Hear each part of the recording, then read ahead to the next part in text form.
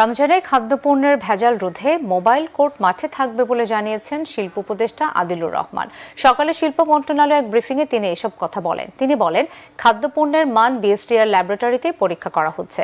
সেখানে নিম্নমানের পণ্যকে বাজারজাতকরণ বন্ধের নির্দেশনা দেওয়া হয়েছে। নির্দেশনা না মানলে আইনি ব্যবস্থা নেওয়ার কথাও জানান তিনি। পণ্যের মান নিয়ন্ত্রণে বিএসটিআর নিয়মিতভাবে ভেজাল বিরোধী অভিযান পরিচালনা করে থাকে। নিয়মিত অভিযানের পাশাপাশি রমজান উপলক্ষে এবছরও ভেজাল বিরোধী বিশেষ অভিযান পরিচালনা করা হবে।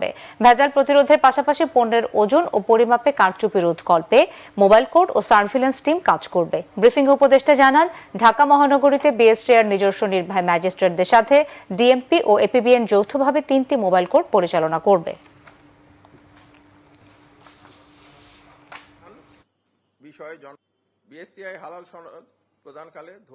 মাহে রমজান উপলক্ষে ভেজাল বিরোধী বিশেষ অভিযান পরিচালনা করা বিএসটিআই এর অন্যতম দায়িত্ব। পবিত্র মাহে রমজানে এবারও এই ধরনের বিশেষ অভিযানের পরিকল্পনা গ্রহণ করা হয়েছে।